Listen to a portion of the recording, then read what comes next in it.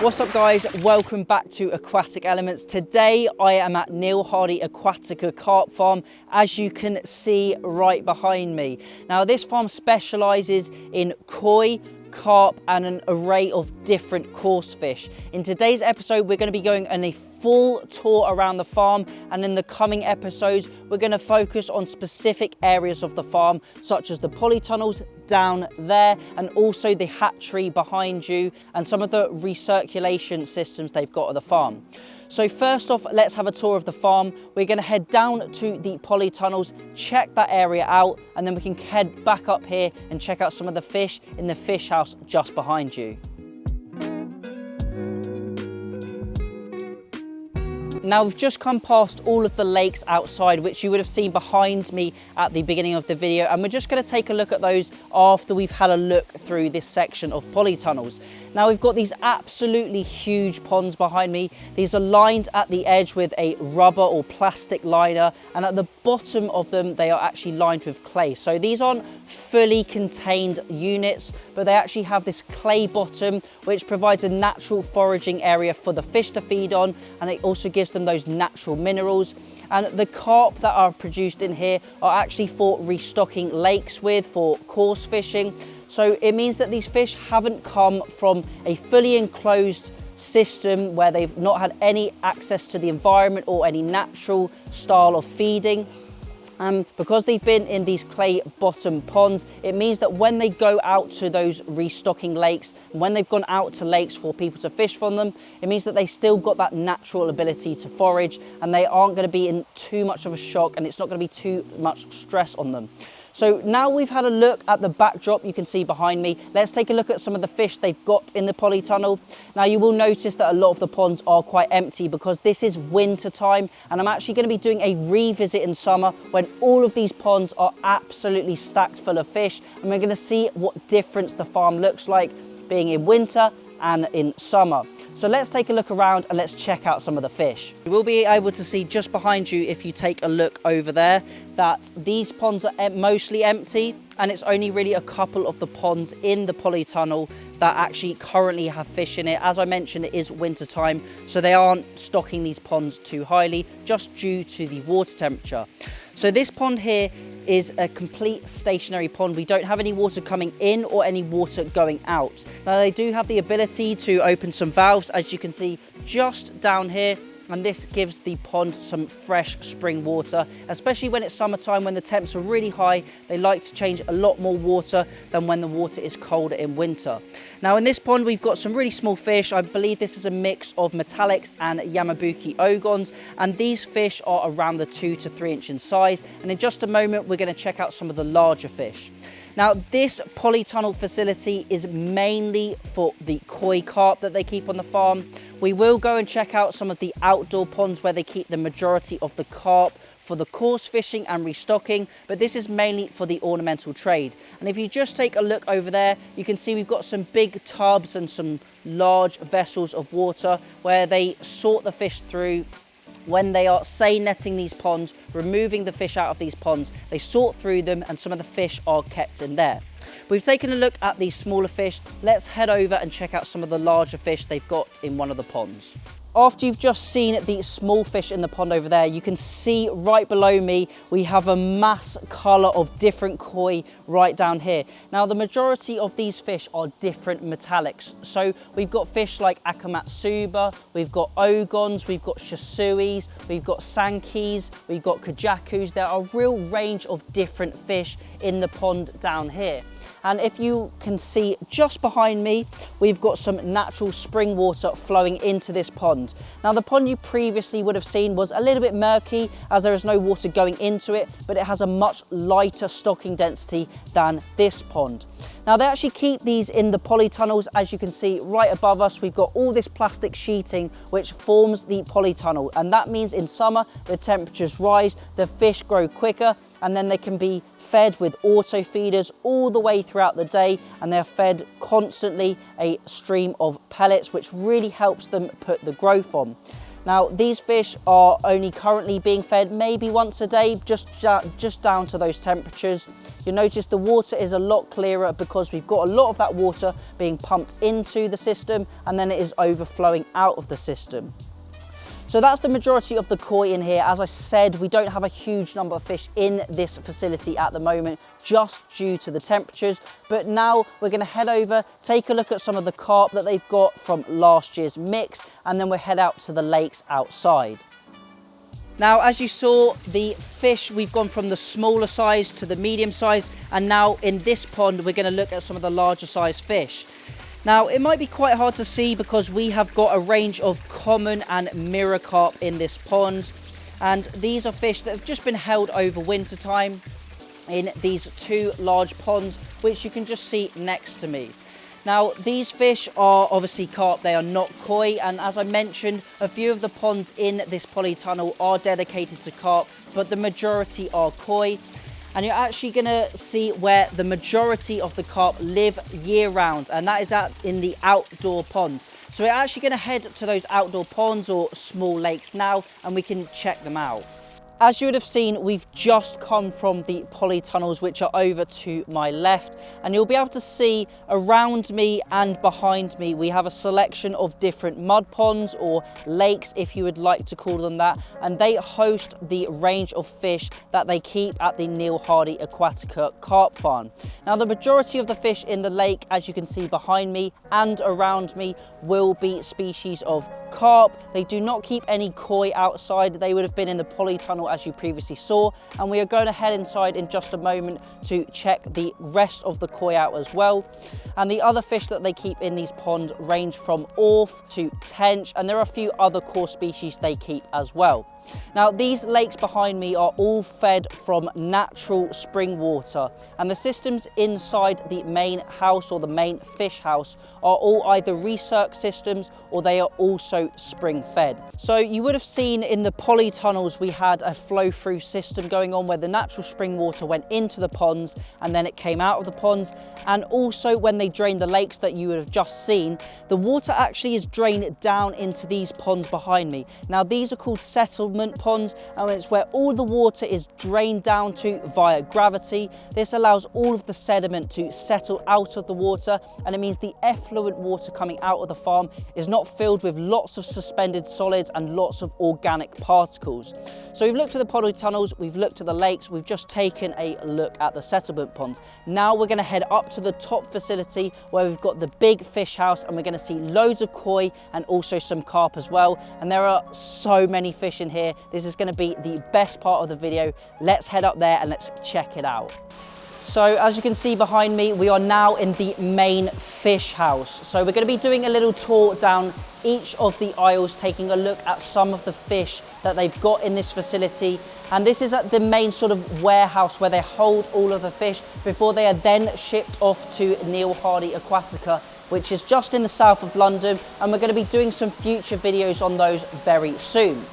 So first up, you can see we've got a range of koi. Now, these koi range in sizes.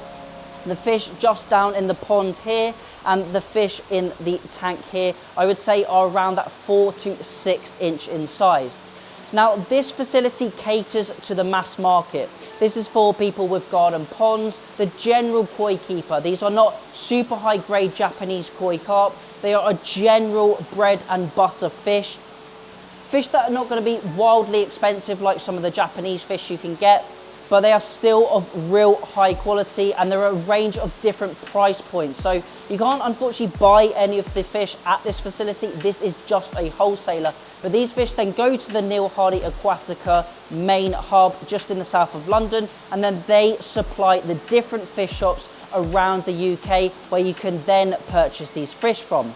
So just in the pond next to me, you'll be able to see we've got a range of fish from about 10 to 14 inches. These are metallic fish, mainly consisting of ogons and Yamabuki ogons. Just next to them in this pond, we've got some slightly larger fish around that 14 to 16 inch size. I can see we've got a Mizu ogon. I think there might be a Kajaku in there, a Sankey, and some butterfly koi as well. Now you will notice as we head through the facility, there are a range of koi. There are some with the general normal fins, and there are also the butterfly koi as well. And this location specializes in the standard fin and the butterfly fin as well. You'll also notice in the tanks, we've got some Deutz fish that don't have scales, and we've also got their Wagoi counterparts, which are fish that are fully scaled. Now you can see just in the pond below, there is a large selection of metallic fish. We've got a range of ogons, we've got some shisuis, we've got some sankis, some showa in there as well. And as we walk through the facility, we've got a different range of sizes, qualities and grades.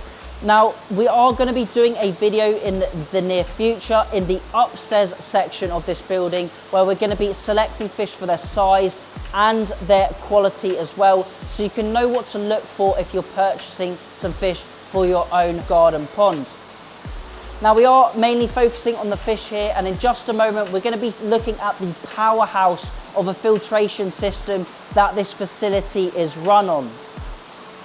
Now, these fish, you may be saying, are in quite cramped environments, but this is a wholesaler. These fish are not staying in here for long periods of time. They are simply grown out in the large ponds in the polytunnel that you would have seen, and the carp are grown out in the mud ponds. They are then harvested, placed into the ponds or into the tanks before they are then taken to the wholesaler for your local shop and your local supplier to purchase them. So we've had a look down this entire aisle where the majority of the fish in this fish house are. So now let's take a look at the filtration system and the real heart of the system and what is actually filtering the water. Now you would have noticed in the ponds we have water trickling down into them. Now this is the return from the filter system. This water then comes down to a raceway below the ponds, which you'll be able to see just on the floor here. This water then trickles through, comes all the way through into this gridded section below me, and that water is then taken up and is pumped up into the main filter system, which you can just see behind me here. Now these large pumps pump this water straight up over into the filtration system. You'll be able to see these two 4-inch pipes here. Let's head through and check out the filter room. A little bit quieter in this room. The audio is probably a little bit better for you guys at home. Now, those big pipes come through here, as you would see just above me. They come down and then they enter into these bubble bead filters. Now, the water enters through the bottom of the filter. It comes up this bottleneck, and then this main top section is full of beads. Now, these are small plastic beads that trap all of the physical waste and debris in the water. Now, these beads also hold bacteria, which processes the organic waste, the ammonia and the nitrite. But the main process of these bubble bead filters is to remove all of that dirt and debris from the water before they enter out of the top of the filters, and then they enter through into the UV system. Now, this is a TMC UV system, and you may see these around the farm. This removes any algae, any free-floating algae. It also removes pathogens and parasites from the water, and it helps give it a nice crystal crisp look. That water then enters from those UVs into these massive trickle towers. Now, these trickle towers are full of biomedia, breaks up all of that water. The water is allowing oxygen to gas back into it, and it also allows CO2 to gas out of it, making it a perfect environment for these fish. So we've taken a look at the fish over on that side of the farm, where we've got all of the younger fish, all of the fish that are around 2 to 6 inches. Now let's take a look at the brood stock and the fish that actually produce all of these babies. Now, coming down to this section of the farm, before we head upstairs, you'll be able to see we've got some young brood stock growing on. Now, all of the fish in this pond have been bred on site on the farm, and we've got a selection of ogons, we've got some sankis, some showas, some shisuis, and in this pond, the next pond and the third pond, these are all young fish that are growing on here, and these are going to be becoming future brood stock here on the farm. There's some really nice fish dotted throughout this section, and these fish have different attributes. They're looking at the coloration, they're looking at the fins, the swimming pattern, the skin quality. There are many different attributes that bring a fish together to produce a lovely brood stock for the farm to spawn their next generation of fish from. So they are the young brood stock that are growing on.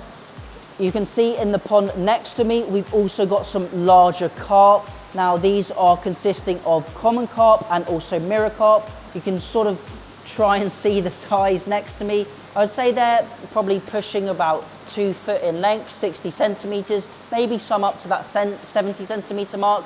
And then finally, last but not least, we have the main brood stock of the farm, which consists of two different ponds filled with different colored koi.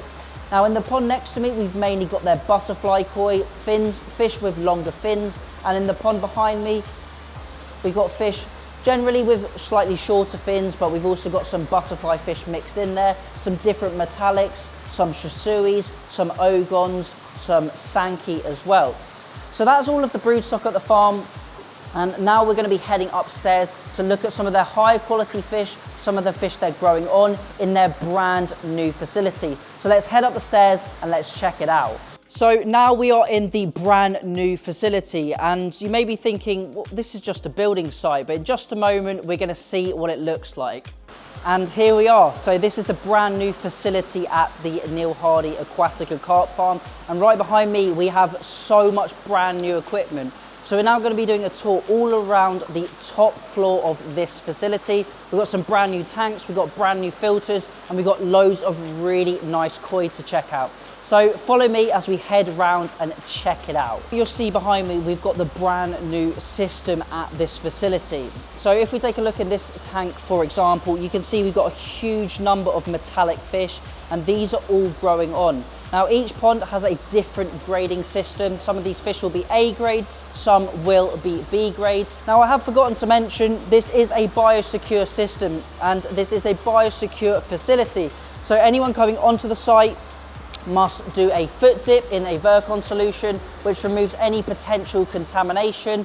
All of the fish are kept on site. They are not getting any new fish from anywhere else in the country or anywhere else in the world except one place, which is their American facility.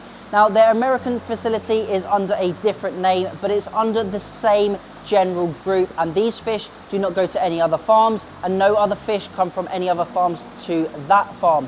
Hopefully that's clear for you guys. It means that these fish are biosecure. It means they've had no cross-contamination with any other species or any other fish that has come into contact with them. And that means that they can confirm they are free from KHV and also SVC.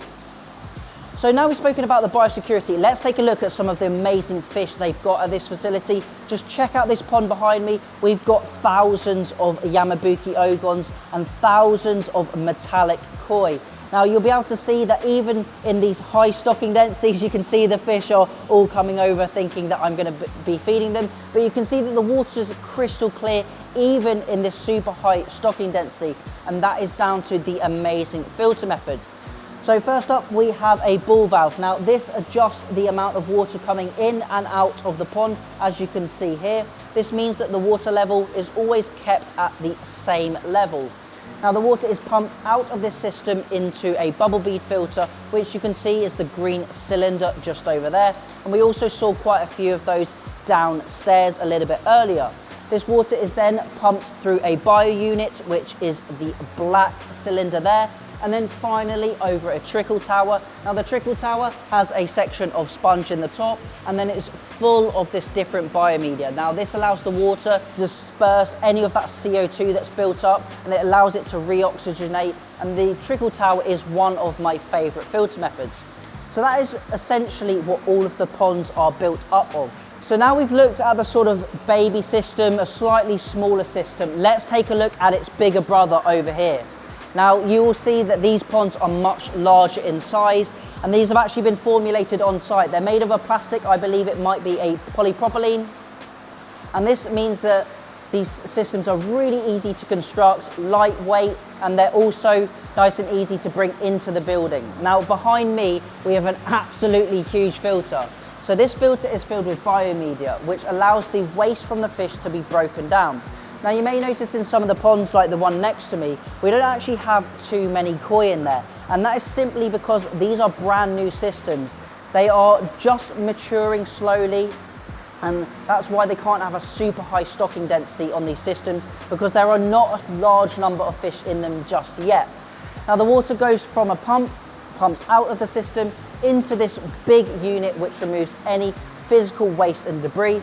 It's pumped up through UV lights, which they have in all of the systems up here, and then it is pumped into a trickle tower over the top to remove any of the ammonia, nitrite, and this also helps break down any of that organic waste in the water. So we are now in the hatchery building. We've obviously seen the whole overview of the farm, and now we're going to be looking at the hatchery. So first off, let's head over to this side of the building where the eggs come in, they are then hatched, and they then enter into these ponds. So I'm now here with the commercial manager of the Neil Hardy Aquatica brand, and he's going to be talking us through how this system works, and we're going to be going through it step by step. So Ben, if you could just tell us what all of these red buckets are in the background of the video. So when we breed the fish and we spawn them, we take the eggs after they've been fertilised and we put them in buckets, and they stick to the sides.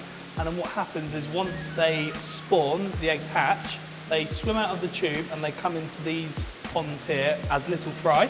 And then we grow them up as little fry. And once they get to a certain size after a couple of days, we take it from here and we put them into the growing facilities. Okay, the so polytunnels. into the polytunnels. Yes. So we've already looked at the polytunnels in the first episode, and we'll probably head back there for another episode, but there essentially is a massive area which is covered by poly sheets, and that keeps the temperature up. So I'm assuming once they've hatched, as you said, they go into the polytunnels and they grow on there? They do. So they grow on little rotifers, and then they eat all the green algae, and then once they get bigger we start feeding them the smaller pellet diet, and then we can take them from the polytunnels and bring them back to the facility over here, and we can start grading them out on different sizes. Okay, so now we've got some young fish in here. I'd say these are what, around an inch or so? Yes. So what's happening with these fish in here? So the reason these ones are here is because it's winter time, the best growth rates always happen at summer due to temperature.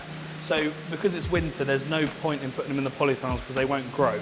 In this room at the moment it's warmer, so we've just kept them in this tank to grow up before that we can put them into the polytunnel in the summer. Oh, okay, that's interesting. And I can see quite a lot of the fish are sort of sitting at the side of the tank. Is there something to do with this contraption here? Yeah, so the fish know when they're going to get fed. So this here is an automatic feeder.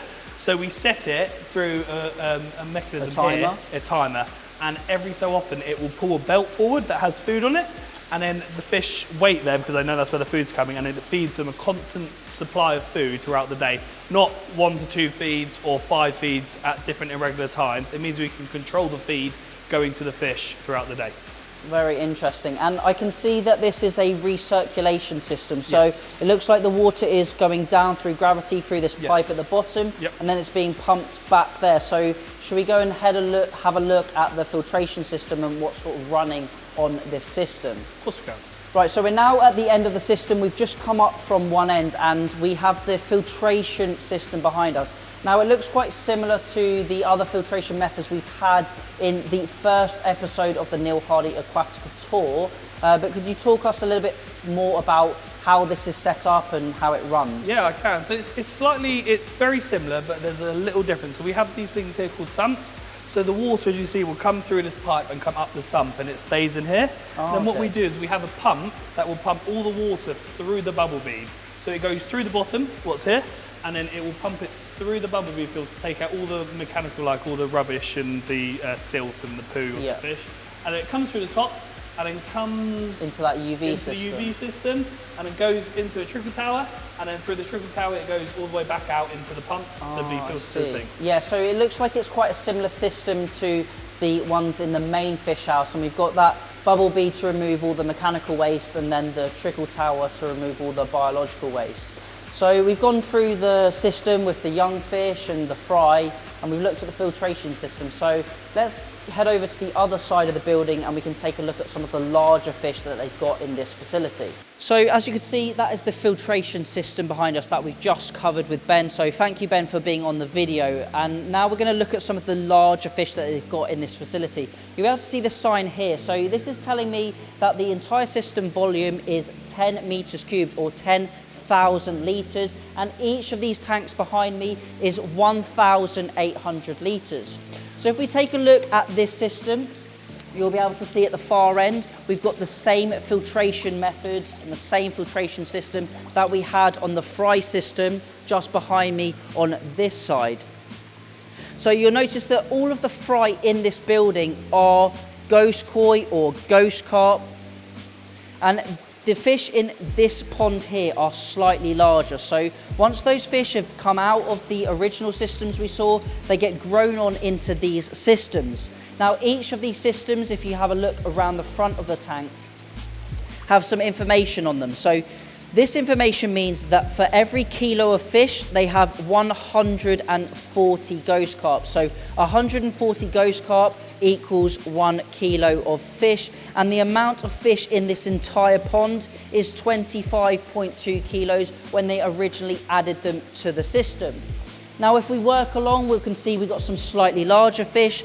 Now, these fish are much bigger. They're nearly twice the size, because if we take a look at the front of the pond here, we can see that there's 80 fish per kilo. So we're getting a lot bigger. And as we work our way down the ponds, we're going to see some larger fish.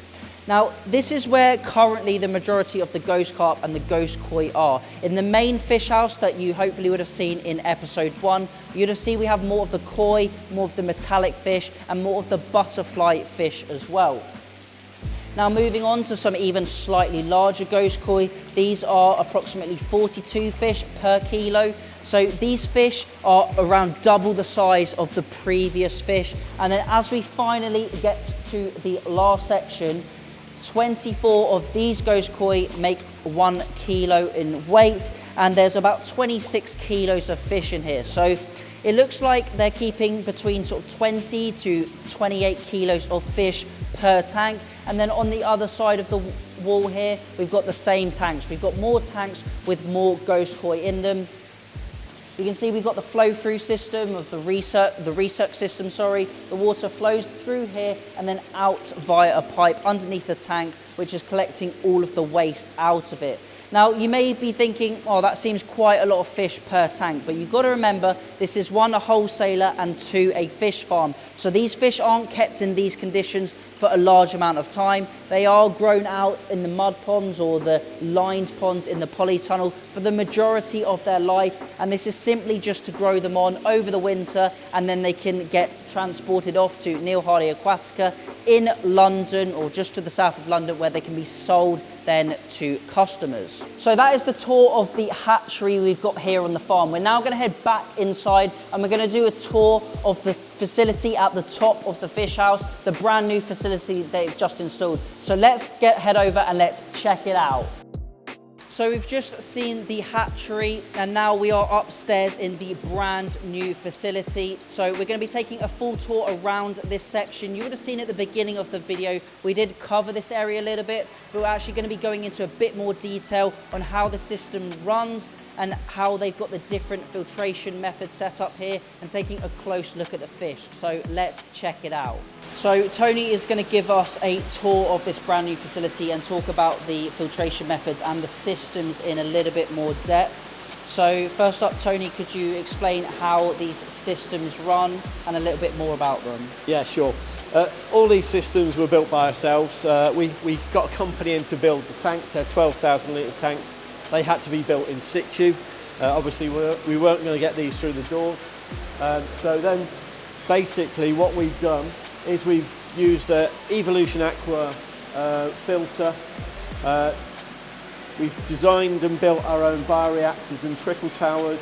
So you've got it going through the filtration on Evolution Aqua, into the bioreactor, through the UV, over the trickle tower, returning to the pond. We've got a lot of air, as you can see, going into each tank as well.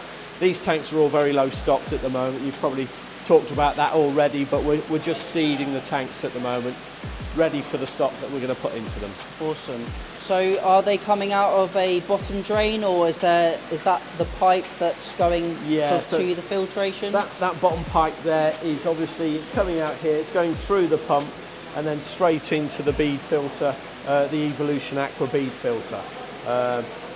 Then, as I said, it goes through, oh actually it goes through the UV first, then into the bioreactor, over the trickle tower. And so the UVs, it looks like, are they 255 watt tubes on this one, or approximately? Yeah, they're 255 watt UVs for each tank. So each tank, okay. what I should say as well is each set of filtration is just for that pond. So every single pond has got its own UV, its own filter, its own bioreactor, its own trickle tower, just for biosecurity and keeping batches separate. Okay, and what sort of media are you running in the trickle towers? Is it like a plastic media? Yeah, that's a plastic pool ring in the trickle towers. Just we filled all of these trays up, so there's a tray that holds the water to evenly distribute the water down through the trays. Yeah.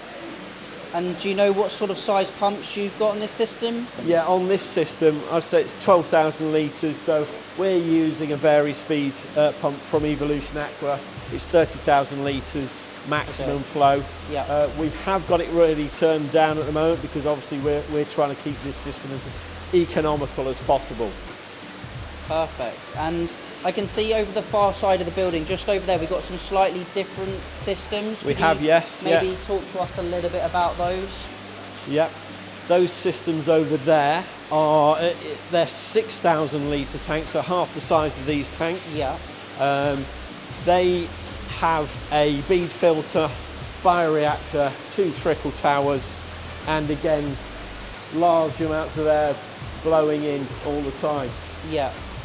And so, do you know approximately how many fish are in these tanks? In this one here, there's about 3,000 fish. Okay. These are ready for this season's sales. They're yet to be size graded. You're going to doing some size grading today. Yeah.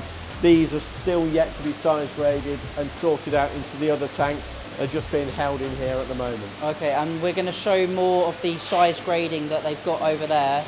So over on that side, we're going to look at that a little bit later in the video. So these have got, is it a bubble bead filter they've got on here? Yes, these are all BBF 9s. Yeah. Again, we fabricated the bioreactors ourselves, trickle towers. Again, it's a vary pump. We can turn it up or down depending on how much stock we've got in the tanks at the time. But they're all very energy efficient pumps. And is there some kind of media in the plastic, the black plastic? Yes, tubes? in the black plastic tube there. That's our bioreactor, and we've got K1 media being agitated by air in there. Yeah. Okay, and then it goes over into those trickle towers. It does, yes. Breaks up all the water and then enters back into That's here. correct, yeah. Basically, you've got your mechanical filtration first of all in the bead filter. It then goes into your biological filtration or bioreactor. Yeah. Then it goes into the trickle towers. Both of those are adding both oxygen to the water, but also taking any excess ammonia and nitrites out. Yeah. And what sort of amount of food can a system like this handle? Do you feed quite often? Yes. At the moment, we've upgraded this, so we're still finding our feet with it a little bit, but certainly we should be able to feed probably in the region of about 2 to 3 kilos a day. Oh wow. At the moment. And you said the system just on our right here had about 3,000 fish. Is that the general number that you keep in all of these systems? If you come over to this one here, these are the ones we're actually grading at the moment, which I think you'll see later. Yeah. There was 10,000 fish in here. We caught them up to make it easy to put them through the grader.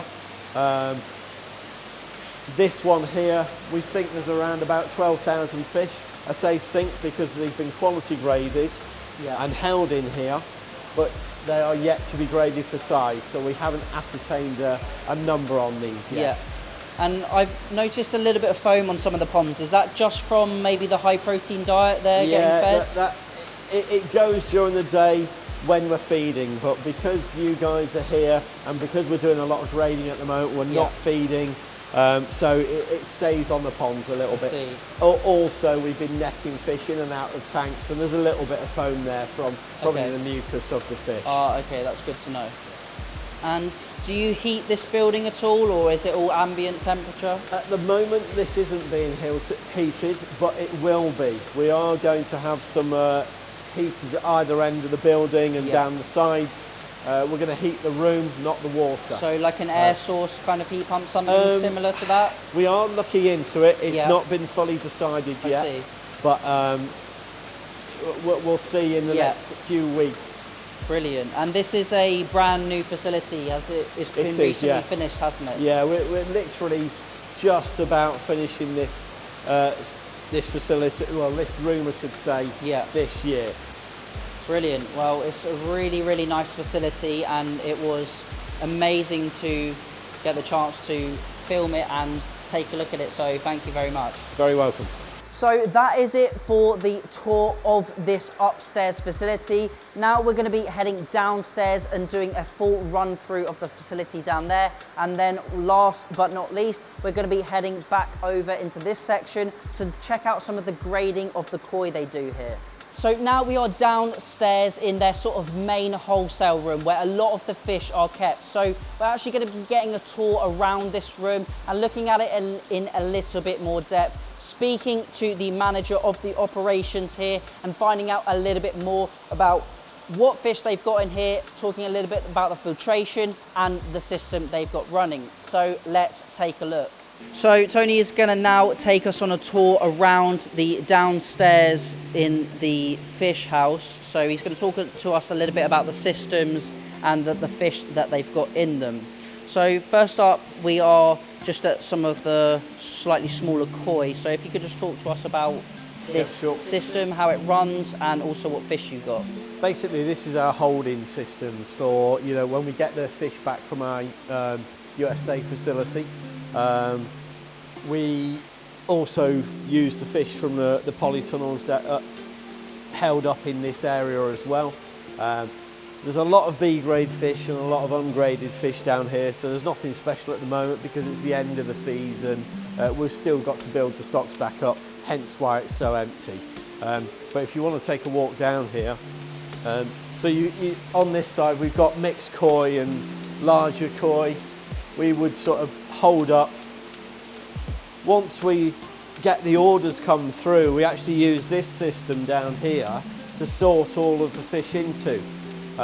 So we can put a box, maybe 2 boxes, 3 boxes per tank, and have them all held ready to go for a pack day. Again, you've got more through here, A and B grade, mixed quality fish. These all need to be quality graded. We've got butterflies, short tails, we've got ghosts down there and ogons as well. So are these all last year's fish? Were they all spawned in sort of May time or June? Right, no, so these are 2-year-old carp. So these have been held back because obviously we don't want them getting too big because not everybody wants a big fish for the pond. That's the sort of size that they want to have for the pond. So we don't actively try to grow these fish once they reach 3 to 4, 4 to 5, 5 to 6. Okay, so the general size that you sell as a wholesale is more in that sort of 4 to 6 inch range? Yeah, that's correct, yeah. Bread and butter sizes would be 2 to 3 inch, 3 to 4 inch, 4 to 5 inch. Anything larger than that, you start reducing the numbers of stocks substantially. So are the larger fish that you have here, are they slightly high quality or fish that have just been kept on? Again, we haven't quality graded them yet, so these aren't generally too high quality. It is the leftovers from last year. We're still growing those fish. We've got fish elsewhere in a polytunnel pond that are higher quality. These have all got to be quality graded, all sorted for size. So they're just being held up at the moment after the season. So we got some different varieties up this end. Looks like we might have some ogons, yeah, we got or some ogons metallics here. We've got some gold ghosts here, and we've got some regular ghosts there as well. So all of these fish must come from some parent fish that you have on the farm? Yes, if we have a walk around the other side, we will go to the broodstock that these have come from originally. So these fish here have been selected for their different types of Sankis, Kahakus, Platinums, Shisui, Asagi, Ogons and Kajaku. and we always breed like for like. These ones have been graded for size, so it's likely that we're going to be taking the first spawnings from these fish this year. So about how old, approximate age on these? So these fish would be around 2 to 4 years old, depending on, you know, the size at the moment. Some smaller ones in there. And these have all been bred on site, have they? Yes, they have. Every koi variety is bred on site here. We have got the farm in the USA, which is obviously the same biosecurity level as this fish farm here, and we are in full control of what is bred on that farm as well. So we do bring fish back from here, but these here have actually all been bred from Zeal's fish. Okay, so what sort of biosecurity measures do you guys take as a farm to make sure the fish are always healthy? Well, this farm is the highest biosecurity status carp farm in the UK. We are a separate compartment within the UK because of our health status.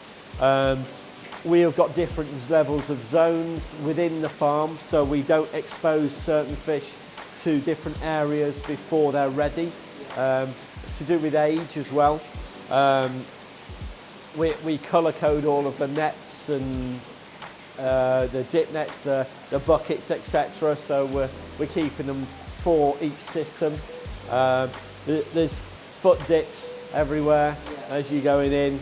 So yeah, there's lots of stringent measures that we take to keep the biosecurity high. Oh, that's really good. So these are, you said these are some of the future parent stock that are growing on in this pond here and also in that pond there. I see you've got a few other ponds just up here. These again are the same batch as those two. These are probably the nicer fish. It's a little bit darker, this tank. But again, there's some very nice fish in there that will be future broodstock. And I see, are all these systems running on a recirculation system down there? These are actually running on a flow through at the moment, just because we get a constant 10 degrees C from our spring water. I say constant, it ranges from 8 to 13, but generally it's always around the 9 to 11 degrees C. So this time of year, that's warm for them. We don't want them to be heated all year round. We like them to go through a cold period. It hardens them up a little bit, gets them used to the early spring sales. Yeah, okay, that's really interesting. So in summer, do you keep them on a recirc system or are they always on this flow-through system, or does it just vary? In the summer, they'd either go back into the ponds or go into a recirc system where they would be grown. At the moment, we're not really looking to grow these. These will be sorted soon, actually, and we'll be putting them into their broodstock tanks because we will need them to be used for spawning around about the May time. In addition to the koi broodstock, we do have a few of our mirror carp and common carp broodstock in here as well. The rest are out in the ponds. We generally use the outdoor ponds for the carp production because we also have a restocking side to the business, which is mainly for angling and fishing lakes. There's a few more of our older broodstock in here, and these are generally the parents, and this one here. These are generally the parents of most of the fish upstairs. Obviously, you can see that these are looking a little bit washed out nowadays. They've probably had their day in terms of broodstock, hence why we've got so many new fresh broodstock coming through. So what are the approximate ages, or do they really vary quite a lot in here? It'll vary incredibly in these because, as I say, we don't grow these for size. We will maintain them and condition them for spawn and for eggs and milk, basically. So these would range from anything from about 4 years up to about 15 years. But like I said, these are our older broodstock, and really they need to be retired soon. How old is the lineage? Because I know you mentioned due to biosecurity you don't bring any new fish onto the farm. So do you have quite an old lineage of broodstock dating back to decades old? Yeah, there was, the koi have been a project for the past 15 to 20 years. I mean, we originally started, for instance, all of our butterflies. We've got Sankey butterflies, we've got Shisui butterflies. All of our butterflies actually originated from an Ogon butterfly. And I had to cross those Ogon butterflies with short-tail Sankey and Shisui to get closer to the Shisui, and then bred those in together. So it was a long-term project to get all the varieties that we needed to get into the butterfly koi. Likewise on the short-tail koi, we've been breeding those for a number of years to get the standard that we've got now. So. Oh wow, that is really interesting. So apart from the koi that you've got here and the koi that we've seen downstairs in the facility, I think you mentioned that you breed or produce other fish for coarse angling? We do some, well, not for the angling side, but we do also do orf for the ornamental trade. Oh, okay. So we do golden orf. We do a few tench, but not many. We have got some golden orf around here. So these are being held up again on a flow through. So we haven't got them on a system. The systems are expensive to run. Orf will deal with a lot colder temperatures anyway. So again, the 10 degrees C flowing through the tanks keeps it nice and fresh, and they held up quite well like that. So are most of the orf that you sell around this sort of size, or did you any larger ones? No, most of the orf that we sell would be 2 to 3s, 3 to 4s, 4 to 5s. Have you got any other fish currently down here apart from the koi, or are you just currently got in stock the orf and the koi? One or two, but as I said, this part of the facility is very much end of season. We're basically regrading everything, and then we'll start to build stocks right back up ready for the season. Perfect. And when I come back in summer to do some more videos, hopefully we'll be able to see some of the tanks rammed full of fish and a lot of different varieties as well. Well, thank you for the tour. I really appreciate it, and I'm sure the viewers will as well. And it was good to see the different fish that you've got in this area of the facility. No problem. So that is it for the tour of the downstairs fish house. We're now going to be heading upstairs, and we're actually going to be grading some of their koi, looking at the different sizes and also the qualities as well. So let's head upstairs and let's check it out. We're going to be looking at some koi carp here at the farm, and we're actually going to be grading them for their size and also their quality as well. Now I'm here with the manager Tony and also the assistant manager Alistair, who are going to be showing you the process that they conduct when they select these fish for their size and quality. So we're just going to head over to their selection station. We're going to be taking a look at the equipment they use, the fish in general, and we're also going to be doing a little bit of an interview style video with them and talking more about the fish here at the farm. So let's head over and check it out. So as you can see behind me, we are now at the grading station. So this is where the fish are graded for their size and also their quality.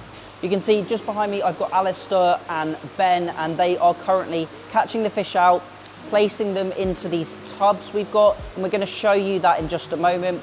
They are then selecting them for their size first, and then they're also going to be selecting for quality as well.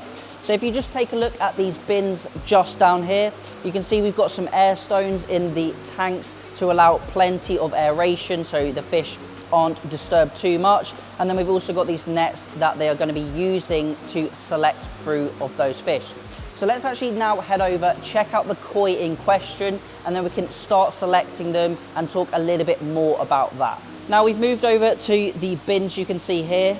So these are full of the fish that are going to be graded for their size first and then the quality as well.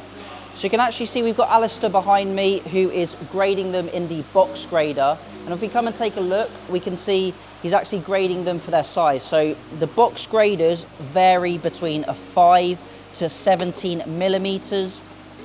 and this is just grading out the size of the fish here. So once these have been graded for size, they're then going to be graded for their quality as well. And if we take a look in these bins, you can see just the number of fish that we've got in here. So there are probably quite a few thousand fish we've got. And then we can check out their quality a little bit closer in just a moment. So we've just seen the hand grading where they use that box grader to select the size of fish. And now we're actually going to be looking at their completely handmade automatic grader. Now you can see that the water is running through this, and you can probably hear it in the background. The water runs through this, they push the fish through this, and then it automatically grades them for the different sizes. And then we're going to be heading over, if you can just see over here, and we're actually going to be then selecting the fish for colours and the qualities. So let's check out this working in action. We can see it grading those fish, and then we can head over to the side and actually grade some fish for their specific attributes. So now we can actually see the automatic fish grader in action, and we've just got Tony up here releasing some of the koi into this machine. So you'll be able to see the fish are dropping out here. So I believe we start at the smaller size and it works all the way up to the bigger size. So this is going to save them a huge amount of time processing the different sized fish. And once this has all been completed, once the fish have then been sorted, we can then head over and look at the quality grading. I'm actually going to get Tony on the video, and he's going to talk us a little bit more about how they grade the fish and what they look for in specifics. Right, so we've just seen the fish grader in action, and these fish are now being selected for their qualities. So I'm just here with Tony, the manager of the farm, and also Alistair, the assistant manager, and we're actually going to be taking a look at what they're selecting for. So Tony, if you could explain a little bit more about what you're selecting for, like the pattern, is it the swimming pattern or the colours of the fish? Basically what you're looking for first and foremost is this is a Sankey grade. So Sankey, it means tricolour in Japanese. So we're looking for red, white and black. You're looking for definition of pattern. You want the red, the black and the white to be standing out as well. A bit vibrant. So, yeah. So the easiest thing to do is the plain white fish like that, they would be taken out straight away. Okay. The dirty mix of colours on the orange and black, they would also be taken out. And then obviously the ones like this here where it's got the red, the white and the black, that's got potential, so we would be putting it into this bowl to grow on. So again, red, white and black, that's really what we're looking for. And if you look into that bowl there, you can actually see they're the ones that we're going to be growing on to the next stage. Okay, so what are the different bins that we've got here? Once they're sorted, are they then placed into these different tubs? We're putting them in there just so we can double check them. So we're putting them in there, we look at them, make sure we're happy with that grade, and then they will go into the next stage of growing on. Okay. Basically we've found a few butterflies in the mix, so we've got a butterfly grade, we've got a B grade, we've got a throw out, and that is the larger size that we did earlier on. Okay. So a few more questions. Do you hand grade all of your fish, or is it done automatically at all? Yes, we will do all of the quality grading visually. So every single fish that you see that we produce is hand selected for quality. Yeah. When it comes to size, we can either box grade them by hand or use our grader that we've got over there, an automated grader that will give it a rough size through about 4 or 5 different grades. And what sort of size do you start grading for, colour or deformities? Depending on which fish it is. For instance, these Sankeys, they could be even graded out at 1 inch, so even smaller than this. We have got some over on the other system over there that you could have a look at. So you can start to define the colours earlier on, but we tend to grade them out at this stage because it's a lot easier. You can see what's going on a lot more with the fish and what they're going to be. And how many different grades have you got? Have you just got a B grade and an A grade? At the moment we've got probably 3 grades, so we would have our A grade, our B grade. If you class the throwouts, that's a 4th grade, because the ones that we don't want to use at all.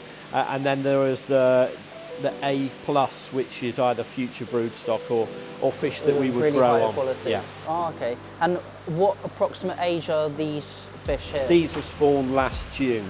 Okay. So it's probably, you know, Around 7 months, something like that? Yeah, but they reach this size by the end of the summer. I see, I see. They would stay pretty much the same size in the ponds if we didn't harvest them out and bring them indoors and then, you know, put a bit of food into them, keep them quality graded, size graded, which allows more growth as well. And then once they've been graded, do you grow them on upstairs? So you've got the A and the B grades and you grow those on? A little bit of both. So we will grow some upstairs when we want, you know, harvesting easily for orders. We've got them readily available. Sometimes we want to grow some on outside again, but that would happen in the spring when the warmer temperatures happens. So we would grow out different sizes in the ponds. So if we needed more 4 to 5s, 5 to 6s, etc., we would put them in the ponds. We can also do that here as well. Yeah. Oh, really, really interesting. Thank you. No problem. So that is it for the fish grading. And that is it for our time at the Neil Hardy Aquatica carp farm. Now, I hopefully you enjoyed this video. If you do have any questions, please leave them down below and I will try my best to answer them. Thank you all for watching. Remember to keep those water changes up and happy fish keeping.